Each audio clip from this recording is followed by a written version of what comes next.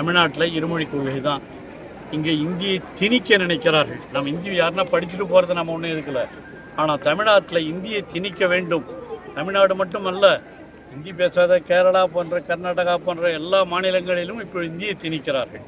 அதுக்கு தான் நான் முதல்ல சொன்ன மாதிரி இந்த வேலைவாய்ப்பு திட்டம் 100 நாள் வேலை திட்டத்தை கூட இப்போ என்ன பண்ணியிருக்கிறாங்க, அதுக்கும் மாநில அரசுகளுக்கு அது பேரில் கொடுத்த பங்கு நிதியை கூட குறைத்து விட்டு பேரை கூட என்ன பண்ணுறான், மகாத்மா காந்தி வேலைவாய்ப்பு திட்டம்ன்றதை மாற்றி இன்றைக்கி வேறு என்னமோ என்னன்னே எனக்கும் தெரியல, அது வாயிலோட நுழையில அந்த மாதிரி பேரை வச்சு இன்றைக்கி ஒன்றிய அரசு எப்படியாவது இந்தியை புகுத்தி விட வேண்டும் என்று நினைக்கிறார்.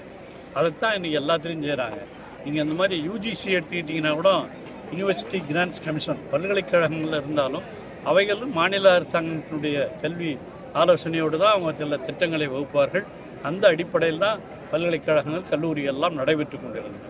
இப்போ அதையும் மாற்றி அவங்களும் வேறு எதனா பண்ணி அதையும் இந்தி திணிப்பை அதன் மூலமாகவும் திணிக்க நினைக்கிறார்களே தவிர புதிய கல்விக் கொள்கை என்ற பெயரிலே அவர்களும் 3வது 5வது 8வதுகளிலெல்லாம் பொதுத் தேர்வை நுழைத்து இடைநிற்றலை அதிகரிப்பதற்காக எல்லா ஏற்பாடுகளையும் செய்து கொண்டிருப்பது தான் இன்றைய ஒன்றிய அரசு.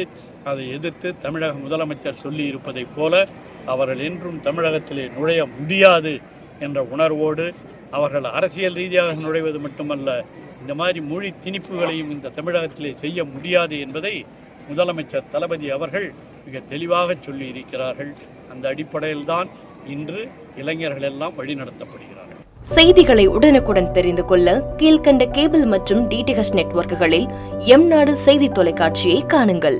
பாதகம் செய்பவரை கண்டால் நாம் பயம் கொள்ளலாகாது பாப்பா. மோதி மிதித்துவிடு பாப்பா, அவர் முகத்தில் உமிழ்ந்து விடு பாப்பா. அண்மை செய்திகளை உடனுக்குடன் தெரிந்து கொள்ள இணைந்திருங்கள் எம்நாடு தொலைக்காட்சியுடன்.